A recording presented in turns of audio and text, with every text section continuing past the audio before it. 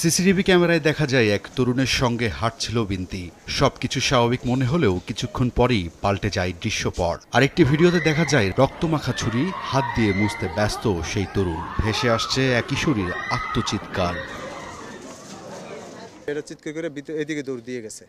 এদিকে দৌড় দিয়ে যাওয়ার পরে আমি তো এখানে জানি, তখন ছেলেটাকে দেখি হাতে একটা চাকুটা এই মুছতে আছে, হাতের রক্তগুলো মুছতে আছে। ছুরিকাঘাতে ক্ষতবিক্ষত শরীর নিয়ে জীবন বাঁচানোর আকুতি জানিয়ে পাশের বাসার এক নারীর গায়ে ঢলে পড়েন বিনতি।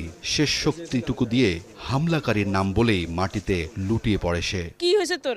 দিদি পড়ে যেতেছে, আমি দুই হাত দিয়ে জড়াই উড়েছি। এরপরে দি ও আমার কইতেছে আমার সিয়ামে চাকু দিয়ে ঘাই দিছে। কেউ ধরেনি, বাধাও দেয়নি, মানুষ অনেক ছিল। যখন এখান থেকে আসছি সবাই দৌড়ে মেয়েটার চিৎকার শুনে এখান থেকে আসছি, তখন মেয়ে পুরো রক্তাক্ত। বুধবার রাত 9:30টার দিকে গুরুতর অবস্থায় তাকে উদ্ধার করে ঢাকা মেডিকেল কলেজ হাসপাতালের জরুরি বিভাগে নেওয়া হলে ঘণ্টাখানেক পর কর্তব্যরত চিকিৎসক তাকে মৃত ঘোষণা করেন। নিহত বিনতির বাবার অভিযোগ, একই স্কুলের শিক্ষার্থী তাকে দীর্ঘদিন থেকে বিরক্ত করে আসছিল।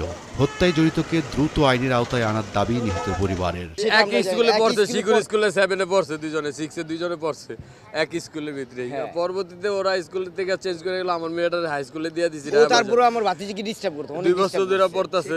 অবশ্যই বিচার চাই এবং দৃষ্টান্তমূলক বিচার চাই।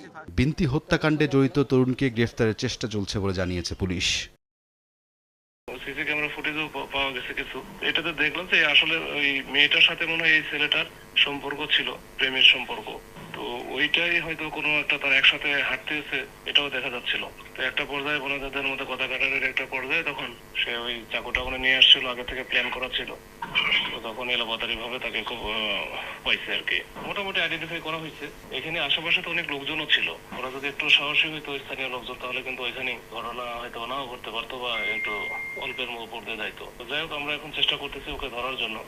হাজারীবাগের হায়দার আলী হোটেলের পাশে ভাড়া বাসায় পরিবারের সঙ্গেই থাকতেন বিনতি। পড়াশোনা করতেন রায়ের বাজার হাই স্কুলে 8ম শ্রেণীতে। রাইদুল ইসলাম শুভ, সময় সংবাদ, ঢাকা।